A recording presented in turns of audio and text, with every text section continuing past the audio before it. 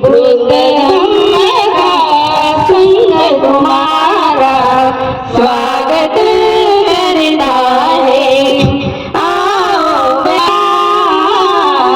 तन मन शुद्धि हो जाती है, ये लगेगा ऐसा जैसे रे तन को जैसे आता है स्वागत करता है। जय जय। आपण तथागत बुद्धांच्या जयंतीनिमित्ताने भिक्खुनिवासाचे उद्घाटन व धम्मदेशनेच्या कार्यक्रमाच्या निमित्ताने मोठ्या संख्येने एकत्र आलात त्याबद्दल मी आपल्या सर्वांचे धम्मप्रचार केंद्राच्या वतीने सचिव या नात्याने आभार मानतो। धम्मप्रचार केंद्राची वाटचाल मागील 30 वर्षापासून अविरतपणे सुरू आहे। जवळपास 16 एकर जागेमध्ये या ठिकाणी हा वैभव आपल्याला या ठिकाणी दिसतो आहे। अथक परिश्रमातून तयार केलेला हा वैभव आहे। या धम्मभूमी वरती प्रज्ञा महाबोधी विहार, तथागत भगवान बुद्धाची महापरिनिर्वाणाची प्रतिमा, धम्मिक स्तूप, विजयस्तंभ भीमा कोरेगाव आणि आज भिक्खुनिवासाचे उद्घाटन आहे। या सर्व इमारती जनतेच्या आपल्या सर्वांच्या दानामधून तयार झालेल्या आहेत। कोणत्याच प्रकारच्या शासकीय निधीचा उपयोग या ठिकाणी अजूनपर्यंत तरी झालेला नाही आहे। वर्षभर या ठिकाणी विविध थोर पुरुषांच्या जयंत्या, पुण्यतिथ्या आणि सर्व पौर्णिमांचे कार्यक्रम या ठिकाणी सातत्याने होत असतात। धम्म शिबिराचे आयोजन या ठिकाणी होत असते। हजारोच्या संख्येने या ठिकाणी दरवर्षी लोक येत असतात। या ठिकाणी आमच्या उपासिकाच्या वतीने विविध झाडे या ठिकाणी लावलेले आहेत। बुद्धवन या ठिकाणी तयार केलेलं आहे। बोधिवृक्षाचं वन या ठिकाणी आहे। हे संपूर्ण आपल्या सर्वांच्या कष्टाचे फलित आहे। या धम्मभूमीच्या वैभवामध्ये दरवर्षी एका वास्तूची भर पडत आहे। हा वैभव उभा करण्यामागे धम्मप्रचार केंद्राचे अध्यक्ष आदरणीय डॉक्टर प्रेमलाल मेश्राम यांचा सिंहाचा वाटा आहे। आज प्रकृती अस्वस्थामुळे ते आज उपस्थित राहू शकले नाहीत। ही धम्मभूमी आपल्या सर्वांची आहे आणि सर्वांनी ती माझी आहे या भावनेने तन्मन धनाने सहकार्य करून या भूमीच्या वैभवामध्ये भर घालण्यासाठी सहकार्य करावे अशी अपेक्षा करतो आणि माझी प्रस्तावना या ठिकाणी थांबवतो। परंतु आमचे अध्यक्ष आदरणीय प्रेमलालजी मेश्राम सर यांनी सुद्धा आपल्यासाठी काही संदेश दवाखान्यातून लिहून पाठवलेला आहे। तो संदेश मी नक्कीच आपल्या पुढे वाचतो आहे। तो त्यांचा संदेश आपण ऐकून घ्याल। धम्मभूमी येथे जमलेल्या माझ्या तमाम प्रिय बंधू भगिनींनो व उपासक उपासिकांना माझ्या सर्वांना सप्रेम जय भीम। तसेच कार्यक्रमाच्या लाख लाख शुभेच्छा। बुद्ध जयंतीनिमित्त आलेले भदंत सुमनवन्नो महाथेरो आणि डॉक्टर भिक्खू धम्मोदय महाथेरो यांना माझा त्रिवार पंचांग प्रणाम। काल सकाळी धम्मभूमीवर बुद्ध जयंतीच्या कार्यक्रमाला हजर होतो। आज माझे ऑपरेशन झाल्यामुळे कार्यक्रमाला उपस्थित राहू शकत नाही। धम्मभूमीचा परिसर आज जो पाहायला मिळतो त्यासाठी आम्ही सुमूर्ती शेष लांजेवार साहेब, डी.के. मेश्राम साहेब, मनोज गायकवाड साहेब या सर्वांचे फार मोठे योगदान आहे। मंडळाचे पदाधिकारी, आजीवन सभासद, उपासक उपासिका या ठिकाणी नेहमी येतात। विशेषतः काही महिला व पुरुष या ठिकाणी नेहमी येतात। रोज सकाळी लहान झाडांना नियमित पाणी देतात। त्यामुळे शेकडो झाडे या ठिकाणी आपणास पाहावयास मिळतात, ज्याला आम्ही बोधिवृक्षवन असे म्हणतो। धम्मभूमीवर अनेक वर्षापासून आम्ही प्रबोधन शिबिर आयोजित केले आहे। त्यामुळे 50च्या वर उपासक उपासिका धम्म प्रचारासाठी तयार केले। अनेक वर्षांमध्ये पूर्व विदर्भातील 4 जिल्ह्यांमध्ये आम्ही उपासक संघ आपल्या दारी कार्यान्वित करून 400 गावाला भेटी दिल्या। डॉक्टर बाबासाहेबांच्या विचाराप्रमाणे आम्ही भारत बौद्धमय होण्यासाठी हे कार्य करीत आहोत व भविष्यातही हा प्रयत्न सुरूच राहील। बौद्ध जनांनी बौद्ध धर्म समजून घेऊन आचरणात आणावे व आपण सुखी होऊन समाजाला सुखी करावे। लहान मुलांना घेऊन पालकांनी दर रविवारला विहारात सकाळी 8 वाजता वंदनाला यावे ही अपेक्षा। आयुष्यमती हेमलता गुप्ते उपासिका यांनी बौद्ध ध्यान परीक्षा टेकरी तालुका नागपूर येथे प्रथम क्रमांक मिळाला, त्यांचे फार फार अभिनंदन। आपला विश्वासू डॉक्टर प्रेमलाल मेश्राम अध्यक्ष धम्म प्रचार केंद्र ब्रह्मपुरी। सर्वांना पुनश्च नमो बुद्धाय जय भीम। धन्यवाद।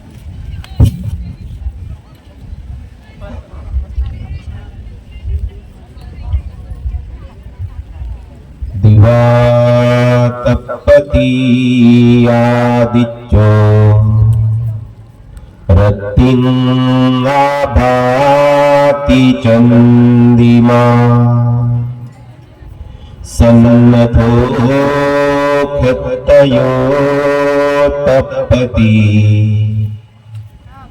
ध्याये तपति ब्राह्मणो अथ सब्बमहोरक्तिं बुद्धो तपति तेजसा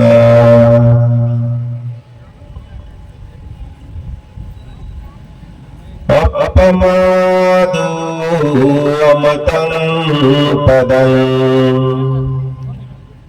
पमादो मच्चुनो पदं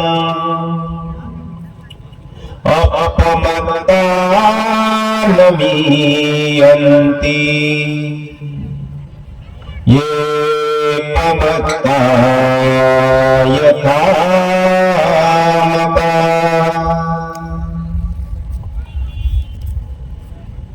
दिवस असल्यानंतर दिवस निघाल्यानंतर सूर्य आपल्याला तेजस्वी दिसतो, चमकताना दिसतो, परंतु तो रात्रीला दिसत नाही. आता सूर्य नाही. त्याचबरोबर रात्र झाल्यानंतर चंद्रमा आपल्याला चमकताना दिसतो, परंतु तो दिवसा चमकत नाही. कोणी राजा आपल्या शस्त्राने आणि गणवेशाने परिपूर्ण असतो आणि रणभूमीवर लढण्यास निघतो तेव्हा तो तेजस्वी दिसतोय, अन्य वेळेस नाही. कोणी भिक्षू आपल्या ध्यानाच्या तेजाने तेजस्वी असतो, चमकत असतो. जेव्हा तो ध्यान करतो, मैत्री चित्तामध्ये विचरण करतो, तेव्हा तो चमकत असतो, अन्य वेळेस नाही. परंतु बुद्ध असे महापुरुष आहेत जे अहोरात्र चमकत असतात. त्यांची चमक, त्यांची तेजस्विता, त्यांचा प्रकाश कधीही कमी होत नाही. असे या भारत भूमीचे सपूत महाकारुणिक तथागत सम्यक संबुद्धास या प्रसंगी त्रिवार अभिवादन करतोय. एका लेकराचं जीवन घडवण्यासाठी माता पितांचं संपूर्ण आयुष्य संपून जात असते, तरी लेकराचं भविष्य घडेल हे निश्चित करता येत नाही. परंतु या भारत भूमीतील वंचितांचं भविष्य, या भारत भूमीतील संपूर्ण विद्यार्थ्यांचं भविष्य, संपूर्ण मागासलेल्या लोकांचं भविष्य ज्यांनी आपल्या बुद्धीच्या बळावर करून दिलं, ज्यांनी आपल्या बुद्धीच्या बळावर संपूर्ण लोकांचं भविष्य घडविलं, अशा परमपावन परमपूज्य डॉक्टर बाबासाहेब आंबेडकरांना इथे शतशः कृतज्ञता अर्पण करतो. मंचावर विराजमान आदरणीय परमश्रद्धेय अदंत धीमतोयजी महाथेरा, सुमंगलजी, त्याचबरोबर अन्य सर्व कुसंग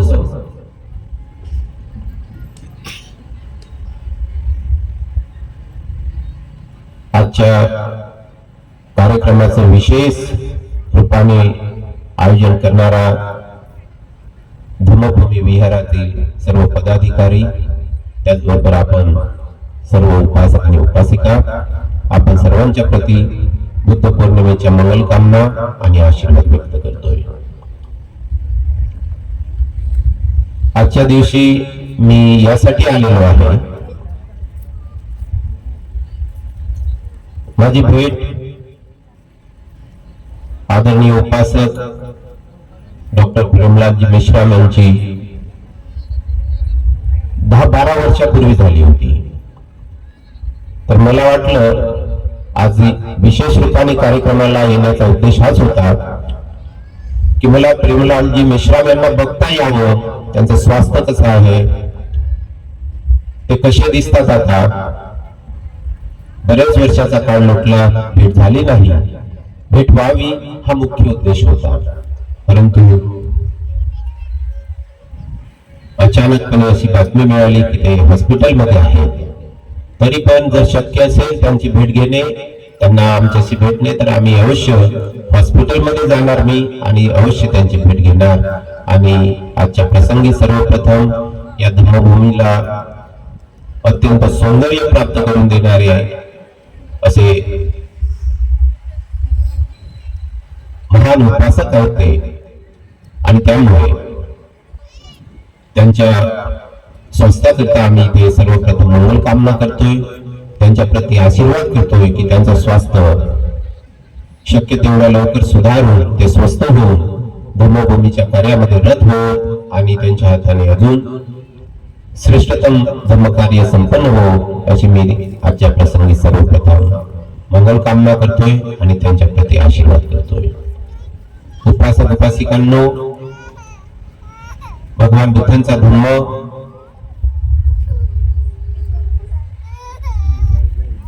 हा कशासाठी धम्म आहे हे आपण सर्वांनी लक्षात घेतलं पाहिजे. मुर्द्याला जिवंत करण्याचा हा धम्म आहे, हे लक्षात घ्या. महाकारुणिक तथागत बुद्धांनी एक गाथा म्हटली, त्यामध्ये भगवान बुद्ध समजतात की ज्या लोकांना आपण जिवंत चालता फिरता पाहतो ते लोक जिवंत नाहीत, मुर्दे आहेत. आणि कोणत्या उद्देशाने तथागतांनी मुर्दे म्हटले ते आपण लक्षात घेतलं पाहिजे. बुद्ध म्हणतात, अपमादो अमदं पदं पमादो मच्चुनो पदं अपमत्ता नमीयंती ये पमत्ता यथामता. याचा अर्थ असा आहे, अपमादो अमदं पदं, अप्रमाद म्हणजे होश, जागरूकता हे अमृताचं पद आहे. पमादो मच्चुनो पदं, आणि जे बेहोश आहेत ते मेल्यावत आहे. पुढे बुद्ध म्हणतात, अपमत्ता नमीयंती, जे अप्रमत्ता आहे, जे जागरूक आहे ते कधीही मरत नाही, परंतु जे बेहोश आहेत त्याविषयी बुद्ध म्हणतात, अपमत्ता नमीयंती ये पमत्ता यथामता, आणि जे प्रमत्ता आणि बेहोश आहेत ते मेल्यावर आहे, ते जिवंत नाही. कारण जो बेहोश असलेला माणूस आहे, जो जागरूक नाही, तो जिवंत असला काय आणि मेला काय त्याच्यामध्ये उन्नती काहीच होणार नाही. तुमच्या जीवनामध्ये कोणतीही उन्नती करायची असेल, धम्माचं आचरण करायचं असेल, धम्माच्या मार्गाने जायचं असेल, ध्यान करायचं असेल, चांगल्या गोष्टी करायच्या असेल, अभ्यास करायचा असेल, त्यासाठी माणसाच्या जीवनामध्ये बेहोशी तोडून त्याला होश जागृत करावा लागतो आणि तेव्हा तो जिवंत होत असतो. आणि जो बेहोश आहे, जो काही करत नाही, तो चालता फिरता मुर्दा आहे. फक्त खाण्यासाठी त्याचा उपयोग आहे, फक्त तो खाणार या जगामध्ये, करणार काही नाही. म्हणून जागरूकता, अप्रमाद याविषयी बुद्धाचं जे मत आहे ते तुम्ही लक्षात घेऊन तुम्हाला लक्षात येईल की बुद्धाने आपल्या 45 वर्षाच्या कारकिर्दीमध्ये बुद्धत्व प्राप्त केल्यानंतर जीवनभर जे उपदेश दिले त्या उपदेश, संपूर्ण उपदेशांना एकवटून जर एका शब्दामध्ये बुद्धांचा उपदेश काय असं म्हणायचं ठरल्यास तो शब्द आहे, संपूर्ण बुद्धांचे उपदेश एका शब्दामध्ये समाविष्ट होऊ शकतात आणि तो शब्द आहे अप्रमाद. अप्रमाद म्हणजे जागरूकता. आणि म्हणून बुद्धाने जागरूकतेला अत्यंत मोठं महत्व दिलेलं आहे, हे आपण लक्षात घ्यावं. जागरूकता अत्यंत महत्वाची आहे. म्हणून इथे बसलेल्या लोकांपैकी सुद्धा, या धम्मभूमीवर आलेल्या लोकांपैकी सुद्धा ज्यांच्या मनात जेवणाची आशा वाढली आणि त्यांचं त्यावेळेला मन बेहोश असेल तर त्यांचं बेहोश मन त्यांना जेवणाकडे घेऊन गेलं. जर होश असता, समजदारी असती, जागरूकता असती तर त्यांनी विचार केला असता, अरे जेवण दररोज जेवत आलो, मोठ्या मोठ्या हॉटेलमध्ये जेवलो, ठिकठिकाणी जेवलो, मनासारखं जेवलो, बनलो काय त्या जेवणाने, काय मोठं प्राप्त केलं, काही सुधार नाही झाला, खूप मोठा सुधार होत नाही. फक्त शरीराचं पोषण केलं, मनाचा आहारापासून मुक्त राहिलो, दूर राहिलो. म्हणून आज जर मी इथे आलो असेल तर सर्वप्रथम जेवणाचा आहार माझ्यासाठी प्रमुख नाही, शरीराचा आहार प्रमुख नाही, मनाचा आहार माझ्यासाठी प्रमुख आहे आणि तो थांबेल. त्याचबरोबर अभ्यास करणारे विद्यार्थी असो की कोणत्याही गोष्टीमध्ये कार्यरत असणारे लोक असो, जे होशपूर्ण असतात, जे जागरूक असतात, ते त्या कार्यासाठी संपूर्ण गोष्टीचा त्याग करत असतात आणि त्याग ही सक्सेसची कुंजी आहे हे त्यांना कळलेलं असते. आणि म्हणून हर गोष्ट, कोणतीही गोष्ट प्राप्त करायची असेल तर आपल्या ऐश आरामांचा, आपल्या शारीरिक गोष्टींचा त्याग करावा लागतो आणि तेव्हा मनुष्य कोणत्या तरी मोठ्या सक्सेसफुल जीवनाच्या स्टेपला प्राप्त होत असतो. परमपूज्य बाबासाहेबांनी आपलं अमेरिकेतील शिक्षण एका वेळचं जेवणच करू शकतील एवढंच ऐपत होती, एवढी स्कॉलरशिप मिळाली, त्यापेक्षा अधिक स्कॉलरशिप नव्हती. आणि म्हणून एका वेळचं जेवण मी करू शकतो तर 2 वेळ मी कसं पुरवेल यासाठी परमपूज्य बाबासाहेबांनी जेवणाचा सुद्धा त्याग केला. आपले पोरं पळून येतील. हैदराबादला मी कित्येक मुलांना पाठवतो शिक्षण, उच्च शिक्षणासाठी चांगल्या हॉस्टेलमध्ये. मुलं मुली पळत येतात की तिथे भातच मिळतो, खाणं जमत नाही, चांगलं त्या हॉस्टेल मधलं खाणं पाहिजे तसं नाही, चटकदार नाही, मुलं वापस येतात. ही आहे बेहोशी. या बेहोशीतून मुक्त जेव्हा मनुष्य होत असतो तेव्हा तो त्याग करायला सुरू करतो आणि जेव्हा त्याग करायला सुरू करतो तेव्हा तो सफलतेला हासिल करत असतो. तेव्हा जीवनामध्ये काहीतरी तो प्राप्त करत असतो आणि त्याचं मरण साधं मरण होत नाही. जे लोक सक्सेसफुल लोक असतात,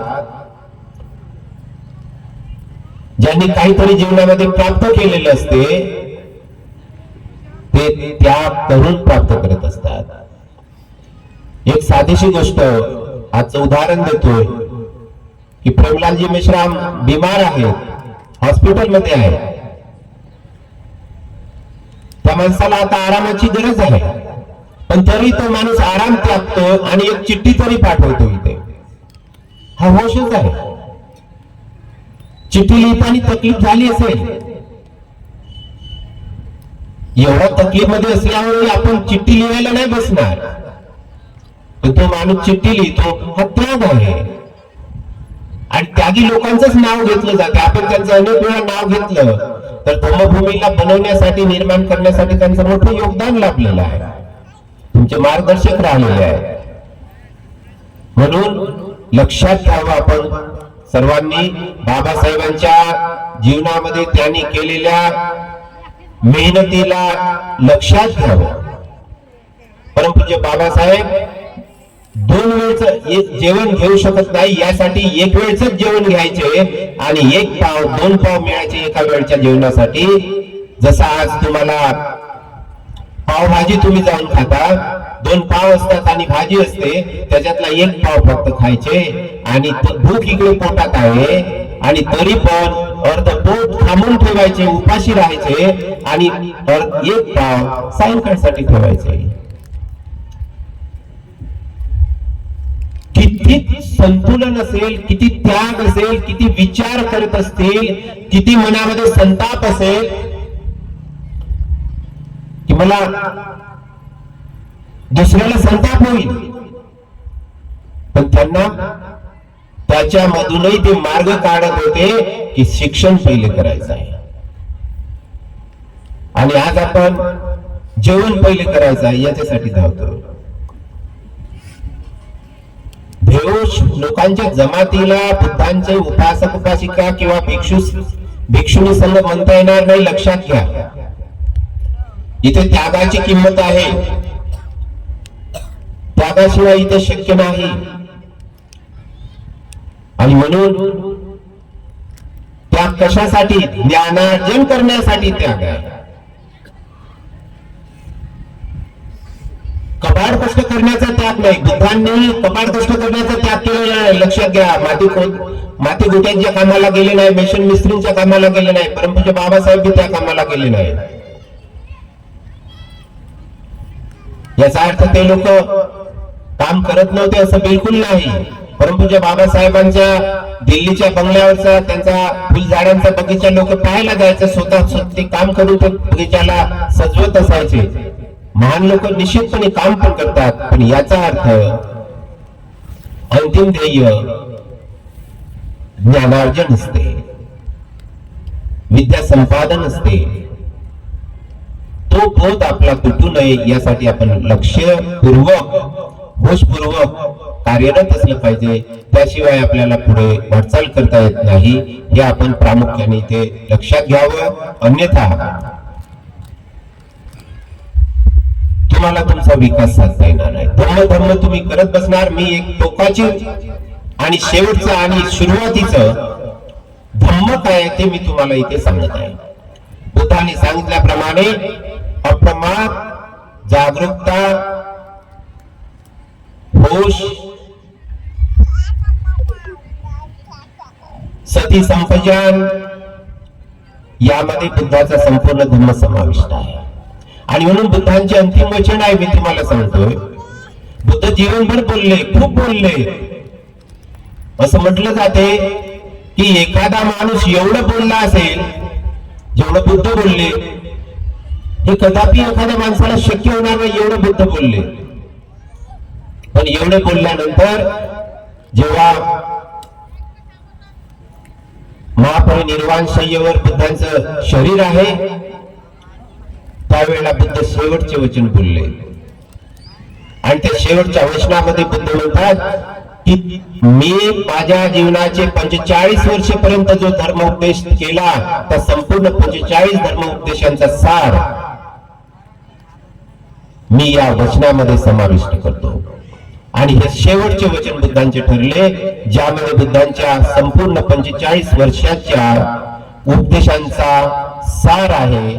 आणि तो बुद्धांचा उपदेश आहे, फक्त एका ओळीमध्ये आहे, हंदतानी भिक्कवे आमंत्रयामी हो, आओ भिक्षु हो, मैं तुम्हें आमंत्रित करता हूं.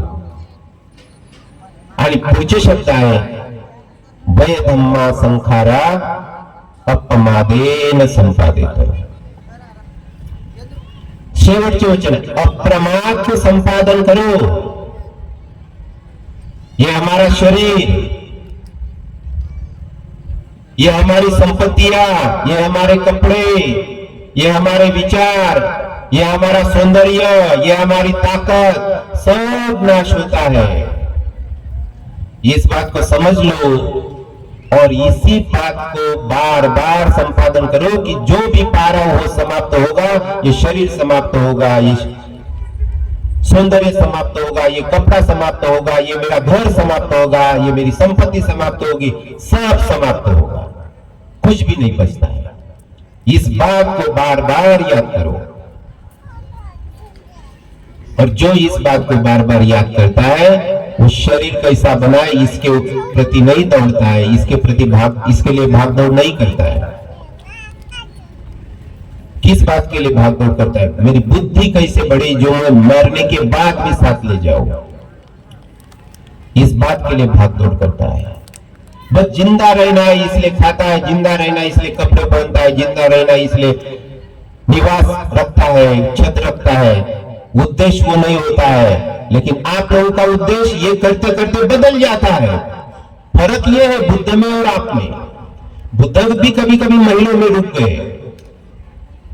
बुद्ध के लिए भी सुंदर सोने की मुद्राओं से जमीन पर सोना बिछाया जाता है और उस जमीन पर बुद्ध को 7 मंजिला बुद्ध विहार में रखा जाता है नाथपिंडक द्वारा. लेकिन बुद्ध में वो होश रहा, अपमादेन वै धम्मा संखारा अपमादेन संपादित. आपका होश छूट जाता, आप घर को ही अपना घर समझ लेते, शरीर को ही अपना शरीर समझ लेते, अपने धन को ही अपना धन समझ लेते. और एक समय आता, मौत आती, तब अंदर से इतना कोलाहल उत्पन्न होता, इतना दुख उत्पन्न होता कि मुझे सब छोड़ के जाना पड़ रहा है. बहुत दुख होता है तब.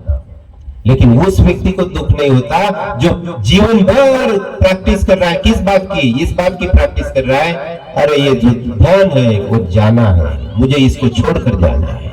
ये जो शरीर है, इस शरीर को मुझे छोड़कर जाना है, ये नहीं बचेगा. ये मेरा सौंदर्य जो है ये नहीं बचने वाला है. बुढ़ापा आएगा, ये मेरा सौंदर्य को छीनेगा, पक्का छीनेगा. तो इस प्रकार की बात अपने जीवन में पर डे, सुबह दोपहर शाम कम से कम याद कर ले तो दुख कम होता है, ऐसे भगवान कहते हैं.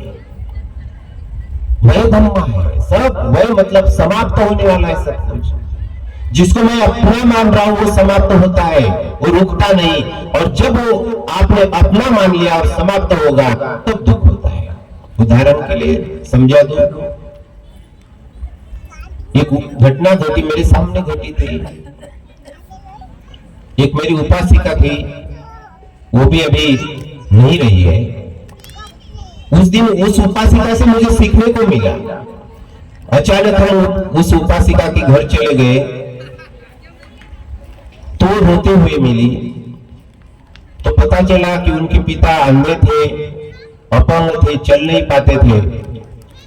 तो बहुत रो रही थी अपने पिता की मृत्यु के लिए और बोल रही थी, भंते जी मेरे पिताजी मर गए, ऐसा हुआ वैसा हुआ, जोर जोर से विलाप कर रही थी। हम 1 घंटा बैठे रहे, उसे सांत्वना देते रहे, लेकिन उसके थोड़ी देर बाद एक कॉल फिर से आता और उस कॉल में बताया जाता, नहीं तेरा पिताजी नहीं मरे हैं, तेरा काका मर गया। रोना रुक गया रोना। और काका इतना सुंदर था देखने को, जवान था, बहुत काम किए अच्छे। पिता जन्म से अपंग रहे, वो किसी के लिए कुछ नहीं कर पाए, तो भी मेरा पिता मरा तो दुख हुआ, मेरा मरा। दूसरे का कितना भी सुंदर मरने दो, दुख नहीं होता। तो दुख की उपज मेरे वजह से होती है। जब आपने धन को ही मेरा, किसी की बड़ी से बड़ी 1000 रुपए की बैग चोरी होने दो, दुख नहीं होगा। आपका 200-400 रुपए का बैग भी सब चोरी हो जाए, दुख होगा। मेरा जो है उसके कारण दुख होता है। तो मेरे से मुक्ति मिलाने के लिए भगवान बुद्ध ने दुख से मुक्ति मिलाने के लिए ये उपदेश दिया, वह धम्मा संखारा अपमादेन संपादित है। समाप्त होना है, जो कुछ भी हमारे पास है, जो कुछ भी मेरा है वो समाप्त होना है। वो बोध बनाए रखो तो दुख नहीं होगा। कोई यहां परमानेंट नहीं है, सबको जाना है। इसलिए हमेशा जो भी आपके पास है उसका, हमारे पहले जो भंते जी बोले धम्मोदय महाथेरा, उन्होंने बहुत अच्छे से समझाया कि दीजिए धर्म को, जितना है आपके पास पद है, आपकी क्षमता उतना दीजिए, सुख मिलेगा। बांटो तो सुख मिलता है और समेटो तो दुख होता है। तो समेटते आए इसलिए जमा हुआ, अब थोड़ा बांटना शुरू कर दो तो समेटने का भी सुख होगा, बांटने का भी सुख होगा। लेकिन उसको बांटा ही नहीं तो समेटने का इतना बड़ा दुख है, क्योंकि उसे छोड़कर जाना पड़ता है, तब बहुत दुख होता है। इसलिए भगवान बुद्ध के धम्म में दान दुख मुक्ति के मार्ग का पहला स्टेप है। सील भी नहीं यहां पर पहला, दान पहला है। पारमिताओं में भी दान पहली पारमिता है, सील बाद में है। और भगवान बुद्ध ने तो यहां तक कह दिया, जो छोड़ना चाहता मतलब दान देना चाहता, जो दान देना चाहता, तब वो शील पालन करने के लायक बन पाता है, धम्म का आचरण करने के लायक बन पाता है। त्यागी नहीं कर पाता, मेरा मेरा ही करता है, वो धर्म का आचरण नहीं कर पाता, शीलों का पालन नहीं कर पाता।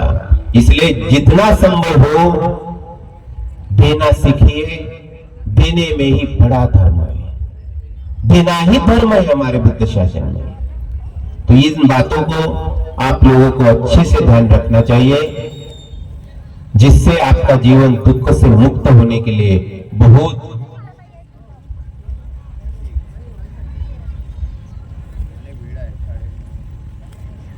आधार मिल सकता है। बहुत बड़ी जंग जीवन की, बहुत बड़ी जीवन की लड़ाई, हर व्यक्ति अंदर ही अंदर स्ट्रगल कर रहा है, संघर्ष कर रहा, किस लिए? अपना स्वास्थ्य बनाए रखे, अपना धन बनाए रखे, अपने रोगों से मुक्ति बनाए रखे। लेकिन फिर भी रोग आते, फिर भी स्वास्थ्य बिगड़ते जाता, और कितना भी रोक लो बुढ़ापा आता, दौड़ते हुए आ रहा है। और कितना भी रोक लो आपका मरण भी आपके पीछे दौड़ते हुए आ रहा है। एक समय आने ही वाला है, आप भी मरण की ओर दौड़ते जा रहे हैं। भाग रहा है इंसान, कहां भाग रहा है? अपनी मौत की ओर भाग रहा है। आप नहीं, आप ही नहीं, मैं भी, सभी उसी ओर भाग रहे हैं। सबको छोड़ देना पड़ता है, जो है वो सभी छोड़ देना पड़ता है। ये भगवान बुद्ध ने सिखाया। तो क्या करें फिर? तो जो जो लोग जिंदा है उनके लिए क्या हम कर सकते हैं? जिनकी बुद्धि ऐसी बढ़ा ले, जिनके दुख कम कर ले, ऐसे कामों में हम जितना दे सकते दीजिए। और इसीलिए आप सभी लोगों का काम यहाँ पर मैं इसे समझता हूं कि धम्मभूमि को बनाने के लिए जिन जिन लोगों ने मेहनत की उनका काम सराहनीय है, बहुत प्रशंसनीय कार्य है।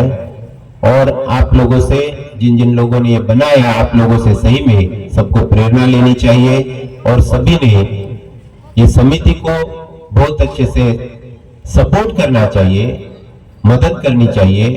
आगे आकर सभी लोग मदद करें। ऐसा धम्म का उत्तम स्थल निर्माण हो रहा है। हम लोगों के लिए एक स्वाभिमान होना चाहिए, अपनापन होना चाहिए। और इसके पहले उपासक ने, आदरणीय उपासक जी जो संचालन कर रहे हैं, उन्होंने बोला कि आपका समझिए और सही में हर धर्म स्थल को अपना समझकर दीजिए, अपना समझकर उस धर्म स्थल के साथ रहिए, ताकि उस धर्म स्थल से बहुत विकास हो। और एक बात भंते जी ने, मेरे पहले के भंते जी ने आपको बताई, उस बात के सपोर्ट में मैं एक बात और कहना चाहूंगा। भंते जी ने कहा कि कुछ लोग उपासक उपासिका कुछ पढ़ लिख लेते, थोड़ा सा अध्ययन कर लेते तो भिक्षु का काम हाथ में ले लेते। तो यह अनुचित बात है। लेकिन दूसरी बात, मैं आप उपासक उपासिका के फेवर में बोलना चाहता हूं, लेकिन भिक्षुओं का काम भी उपासक उपासिकाओं के काम के बिना अधूरा है। मेरे पास यदि चीवर है तो वो उपासक उपासिकाओं से ही आया है। बुद्ध शासन को फैलाने में जितना योगदान भिक्षुओं का है, वो हो सकता है उतना योगदान उपासक उपासिका का न हो। लेकिन बिना उपासक उपासिका का योगदान भिक्षु संघ भी प्रचार प्रसार नहीं कर सकता। ये भी बात सत्य है। हम जिंदा है आपके कारण है, भोजन आपसे मिलता है, हम कमाई थोड़ी करते हैं, कमाई आप लोग करते हैं, भोजन आप लोग बिकत लाते हैं, हमें खिलाते हैं, कपड़े आप लोग बिकत लाते हैं, हमें देते हैं, जो हमारे आवश्यकता के लिए धन की जरूरत है वो आप लोग कमाते हैं, हमें देते हैं। तो ये मिथ भी यहाँ पर समाप्त हो जानी चाहिए कि मात्र मात्र भिक्षुओं का ही योगदान बुद्ध शासन को जीवित रखने के लिए है, ऐसा नहीं है। उपासक उपासिकाओं का भी योगदान है, जिसके कारण भिक्षु संघ बहुत अच्छे से कार्य कर पाता, बहुत अच्छे से बुद्ध शासन को जीवित रख पाता है। तो इसीलिए ये बात उतनी सत्य है कि उपासक उपासिकाओं ने भिक्षु का काम हाथ में नहीं लेना चाहिए। लेकिन दूसरी बात यह भी सत्य है कि उपासक उपासिका यदि इस बात को समझ ले तो वो इस बात को जरूर ध्यान में रखे कि भिक्षुओं को जो भी जरूरत है वो हमारे सिवा कोई नहीं पूरी कर पाएगा। और समाज में एक आदर्श धर्म का व्यक्ति चाहिए, जिसको देखकर हमें महसूस हो, ये प्रेरणा जगे कि हमें ऐसा विचार का व्यक्ति होना चाहिए, जिसको हम वंदन कर सके, ऐसे विचार का व्यक्ति हो तो भिक्षु है। ये धर्म का मॉडल है। इस धर्म के मॉडल को देखकर हमारे अंदर अच्छा जीवन जीने की प्रेरणा उत्पन्न होती है, त्याग करने की प्रेरणा उत्पन्न होती है, किसी को देने की प्रेरणा उत्पन्न होती है। तो ये मॉडल ही नहीं रहेंगे तो धर्म का प्रसार नहीं हो पाएगा। ये भी सत्य है। भगवान बुद्ध के बुद्ध शासन को कितने भिक्षुओं ने अपने जीवन का बलिदान देकर जीवित रखा है, ये भी बच सकते हैं। कैसे कैसे बुद्ध की वाणी को जीवित रखा, इसका एक उदाहरण मिलता है। मैंने ग्रंथों में भी पढ़ा, अपने गुरुजी से भी सुना कि कहते हैं एक बार भगवान बुद्ध के भिक्षु भारत देश से बुद्ध शासन का प्रचार प्रसार हो, इसलिए चाइना निकले, समुद्री मार्ग से निकले चाइना जाने को, और बहुत सारे धर्म ग्रंथ उस बोट में ले लिए उन्होंने, ताकि चाइना में जाने के बाद वो धर्म ग्रंथ वहां के लोगों को सिखाएंगे हम। और अचानक उस समुद्र में तूफान आ जाता है। तूफान आने के बाद भिक्षु जो बोट को चलाने वाला है वो बोलता है कि आप लोगों को ये धर्म ग्रंथ पानी में फेंक देने पड़ेंगे, तभी हम जीवित, बोझ हल्का करना पड़ेगा बोट का, तभी हम जीवित चाइना तक पहुंच पाएंगे, अन्यथा यही नाव डूब जाएगी। बहुत आवश्यक है, इसलिए ये धर्म ग्रंथ को समुद्र में फेंक दीजिए और हम जितने लोग हैं वो जीवित रूप से मैं आपको पहुंचा दूंगा।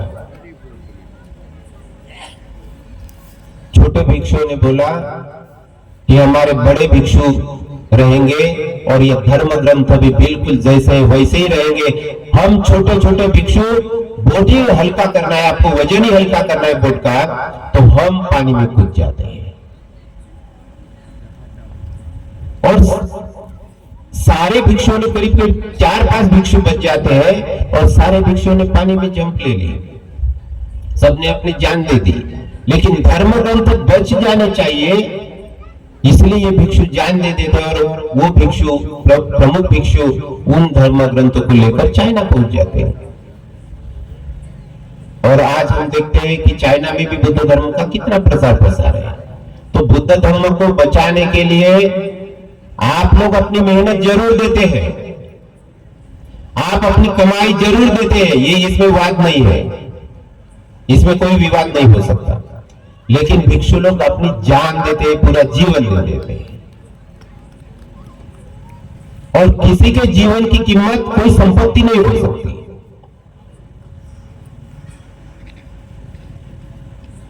और इसीलिए अधिक से अधिक भिक्षु जीवित कैसे रहे, इसके लिए आप जरूर अपनी मेहनत को दान देते हैं, अपनी कमाई को दान देते हैं, लेकिन भिक्षु अपना पूरा जीवन दान देता है। तो पूरा जीवन दान देने वाला कभी भी श्रेष्ठ है, और इसीलिए प्रमुख स्थान, आदरणीय स्थान आप लोगों से ज्यादा उसे मिलता है। बहुत बार आप में शंका उत्पन्न होती है, हम भिक्षु को ही क्यों वंदन करें? लेकिन भिक्षु को वंदन करना चाहिए, इसीलिए वंदन करना चाहिए कि उसने पूरा जीवन ही दे दिया,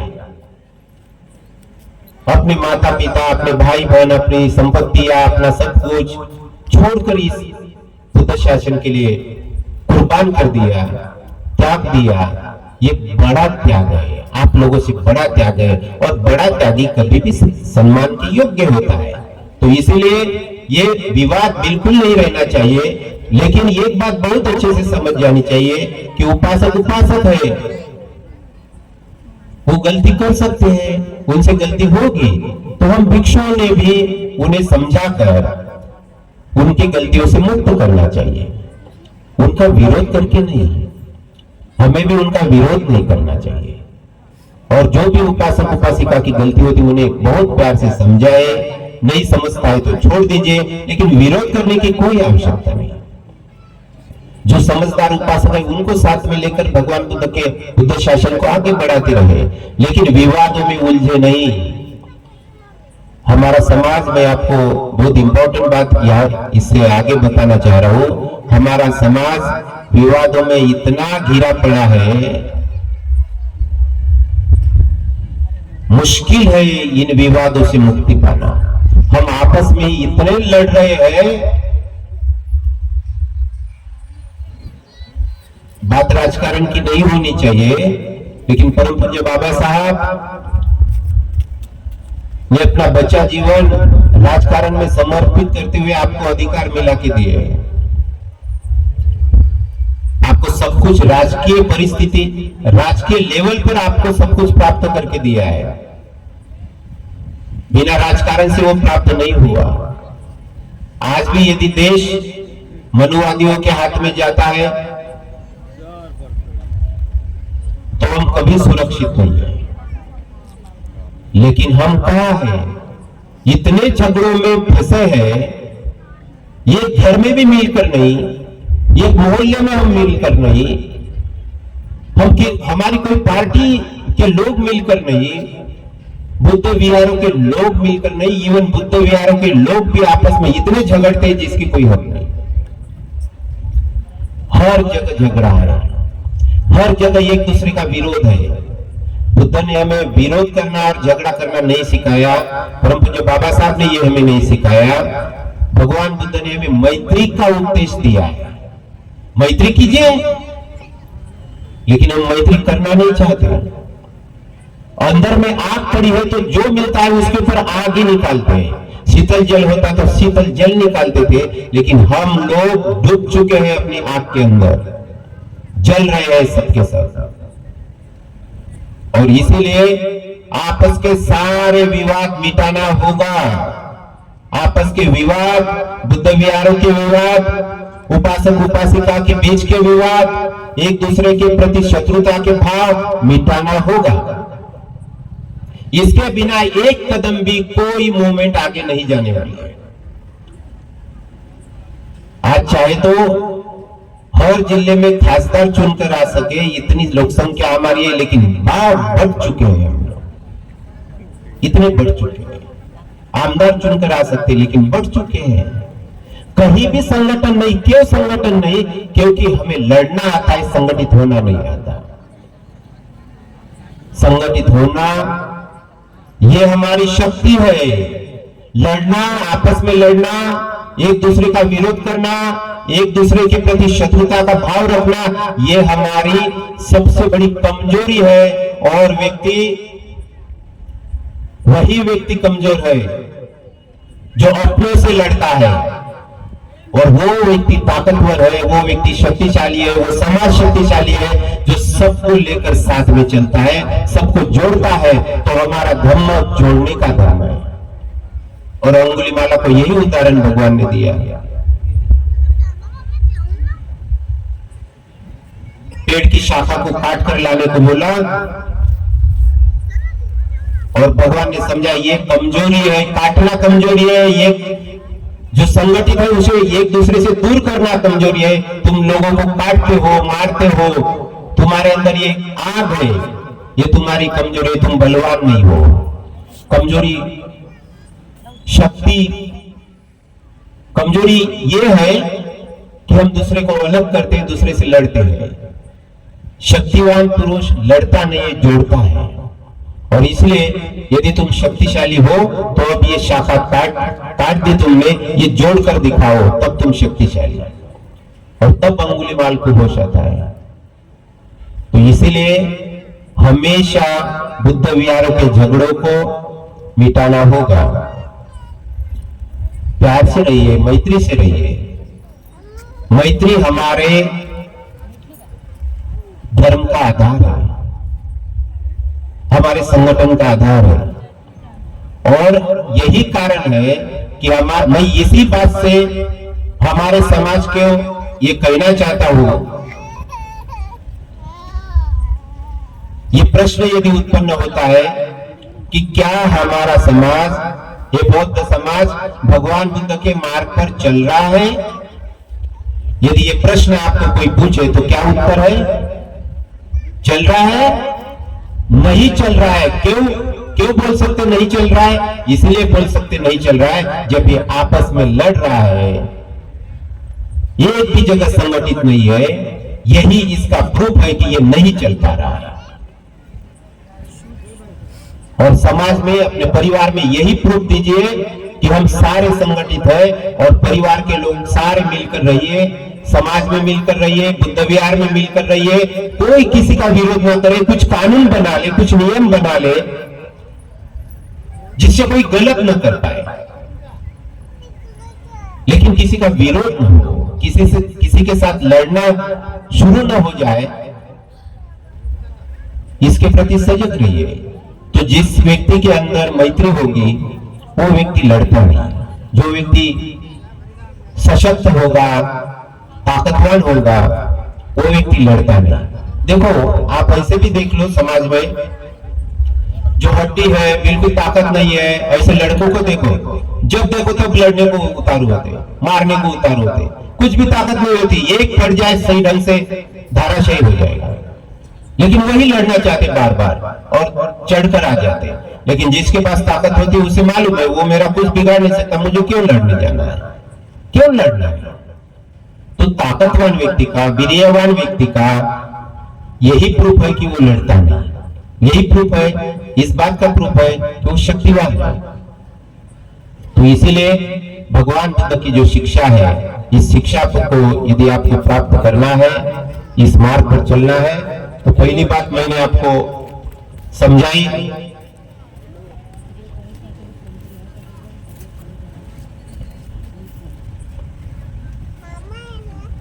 वो ये थी कि इतनी बात सीख लीजिए, वही धम्मा संखारा प्रमादि न संपादित,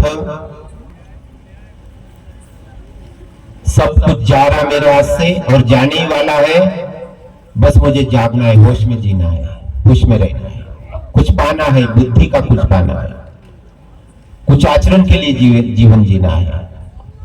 मेरे पास जो है वो सब कुछ समाप्त होगा, मेरे पास कुछ नहीं बचने वाला, ना मेरा शरीर, ना मेरे कपड़े, ना मेरा चश्मा, ना मेरा धन, ना मेरा सौंदर्य, कुछ नहीं बचने वाला है। इस बात को समझे। और दूसरी बात ये समझे कि मैत्री से जिए।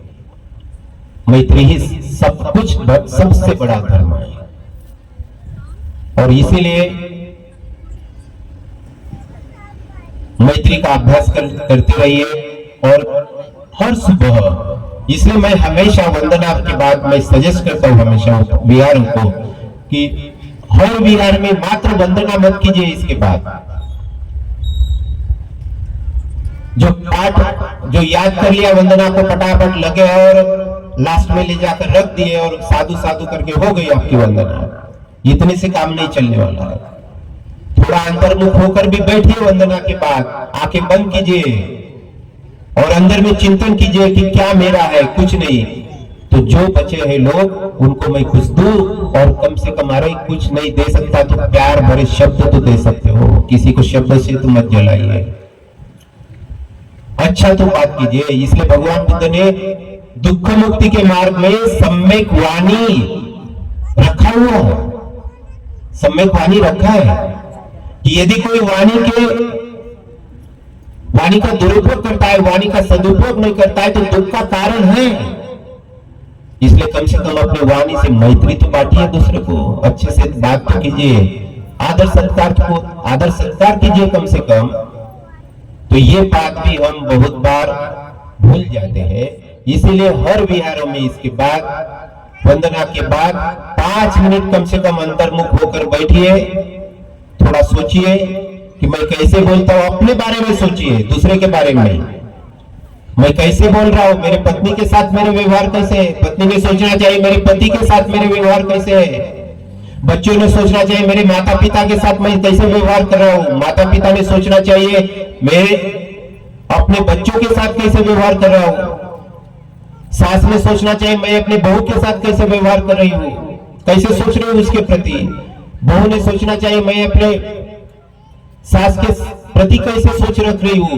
तो आपको दिख जाएगा कि मैं अंदर से उतावला हूं, विरोध करता हूं, आग दर्शाता हूं, अपमान करता हूं, गलत बात करता हूं। और उतनी बात बंद कर दीजिए और गलत बात की जगह सही बात करना शुरू कर दीजिए। मैं तो ये कहता हूं भगवान बुद्ध ने जो आर्य अष्टांगिक मार्ग में लिखा है, आर्य अष्टांगिक मार्ग में बताया है सम्यक वाणी, सम्यक वाणी को यदि कोई समझ ले तो विश्व में जितने डाइवोर्स हो रहे पति पत्नी के, जितने डिवोर्स हो रहे वो समाप्त हो जाएंगे।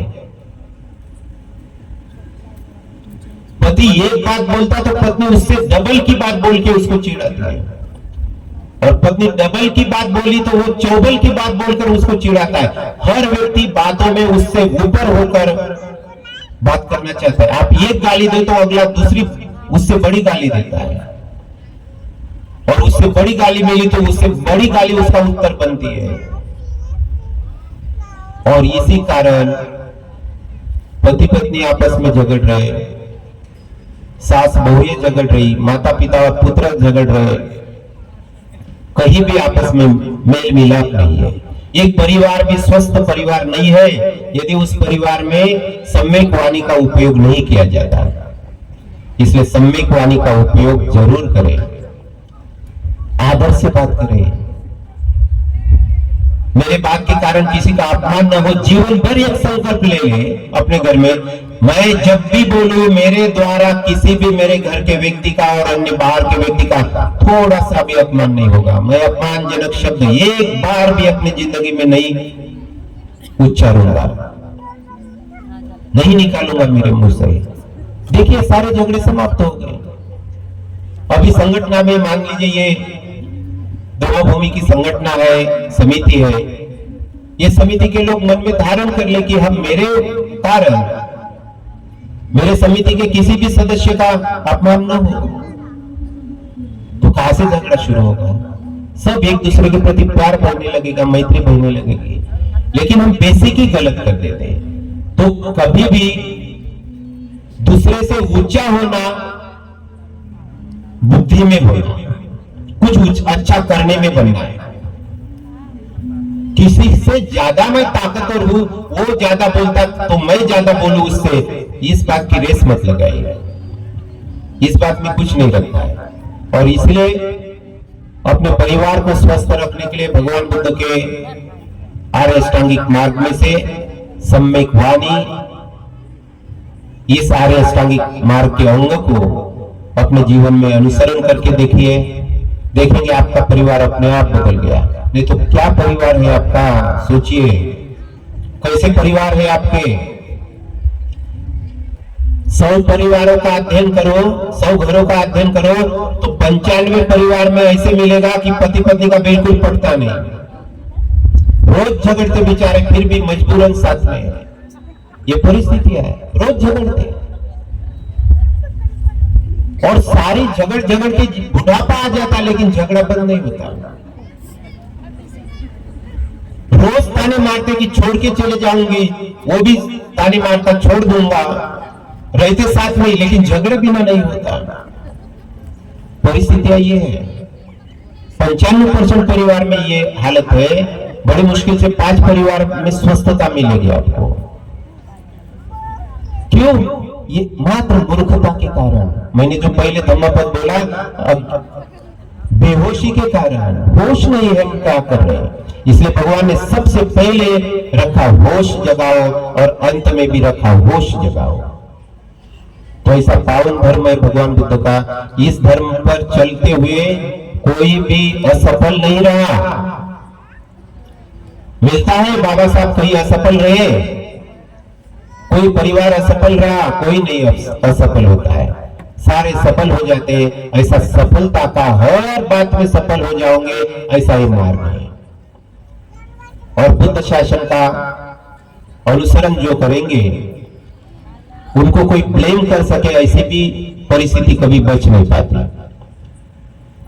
ऐसा कुछ बच ही नहीं पाता कि उसके ऊपर उंगली रख के बोल दे कि ये तेरा गलत है।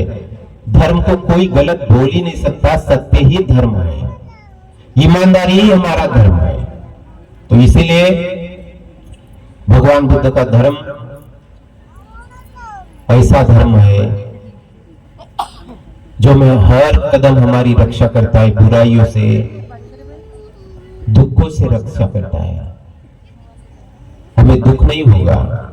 इसीलिए परम पूज्य बाबा साहब ने बहुत अपने अथक परिश्रम से ये धर्म बंते जी ने इसके पहले बोला है। बंते जी का बहुत अच्छा प्रवचन रहा, मैं भी शांत होकर बहुत अच्छे से सुन रहा था। बंते जी ने बोला कि हिंदू धर्म जाने लायक नहीं है, जो लोग सदन है वो उधर चले जाते हैं, जो गरीब है इधर रह गए। आपको कहना चाहता हूं, परम पूज्य बाबा साहब ने अनेक दशक रुककर स्टडी किया हिंदू धर्म का, कि मैं हिंदू धर्म में ही रहूं, नहीं बदलना पड़े धर्म, ये लोग हमें तो ले ले, हमें तो समानता का अधिकार दे। लेकिन आपको कहना चाहता हूं, परम पूज्य बाबा साहब अनेक दशक रुकने के बाद भी वहां कोई जगह नहीं है। रईसों के लिए भी सुख शांति के जीने के लिए जगह नहीं है, और गरीबों के लिए भी नहीं है, शूद्रों के लिए भी नहीं जगह है। सबको शांति से, सुकून से, किसी को नुकसान पहुंचाए बिना जीने की जगह मात्र बुद्ध धर्म है। ये बाबा साहब ने प्रूव कर दिया, और अंत में देखा ये कभी बदल नहीं हो सकता, ये कभी सुधार नहीं हो सकता, हिंदू धर्म में कोई सुधार नहीं कर सकते, और वहां कोई सुकून शांति से जीवन जी नहीं सकता। इसलिए अंत में बाबा साहब बुद्ध धर्म को स्वीकार करते हैं। तो हमारी जगह वहां किसी की भी जगह नहीं है। हमारे समाज के श्रीमंत लोग भी ऐसी जगह मत ढूंढे कि वहां थोड़ी लोगों के साथ चापलूसी करके ऊंचे पद मिल जाएंगे, दुखी मिलेगा। देखा आपने राष्ट्रपति मुर्मू इतनी बड़ी सबसे पहली नागरिक होती है देश की, लेकिन संसद के उद्घाटन में नहीं रहने दिए। क्या जगह है श्रीमंतों की, बड़े पदों की भी? वहां जाति आती है, हमारे धर्म में जाति नहीं है, हमारे धर्म में समानता है। तो इसीलिए बुद्ध धर्म में हम है, इसका आपको स्वाभिमान होना चाहिए, गर्व होना चाहिए। और बुद्ध धर्म में हमें बाबा साहब ने दिया, इसका हम सबको गर्व होना चाहिए, और ये कभी छुपाने का काम नहीं करे। बहुत लोग ऐसे भी है अपना धर्म, जाति, जय भीम बोलना भी भूल जाते हैं। कैसे बोलेंगे, बोलते दूसरे समाज में जाके जय भीम। आपको कहना चाहता हूं, अब सारे जय भीम बोलेंगे इसके आगे से। ये परिस्थिति आएगी कि जय भीम बिना किसी को भी चारा नहीं होगा। सब जय भीम बोलने वाले, हर जगह जय भीम बोलिए, जय भीम को मत छोड़िए।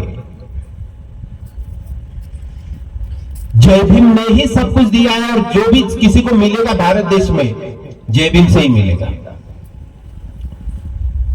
बाबा साहब के विचार से ही मिलेगा। और बाबा साहब का जय भीम क्या है? बुद्ध का परिपोषक है। भगवान बुद्ध के मार्ग पर चलो, भगवान बुद्ध का धर्म का अनुसरण करो, यही तो जय भीम है।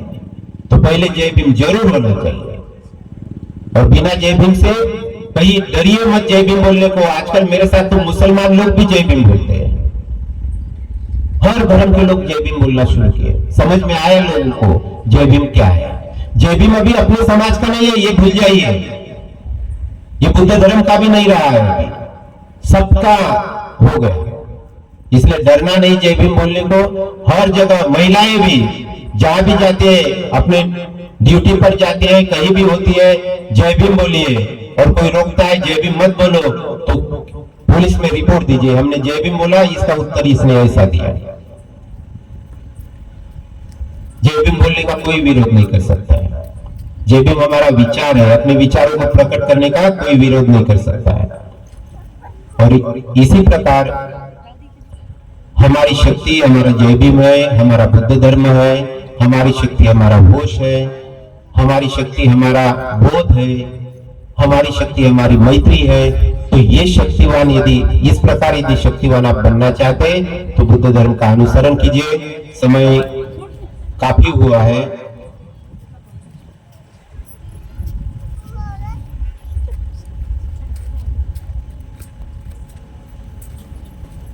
मुझे जो मेरे अंदर में एक बात चल रही थी कि मुझे क्या बोलना चाहिए, आपके अंदर के हृदय को मैं थोड़ा सा प्रदीप कर लूं, थोड़ा सा जगाऊं।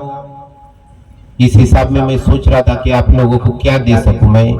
तो इस प्रकार में मुझे जो समय बहुत कम है और आप लोगों का भोजन भी होना बाकी है, तो बिना भोजन भी नहीं होता, और ज्यादा भोजन करेंगे तो फिर उल्टियां हो जाएगी, पचन भी नहीं होगा।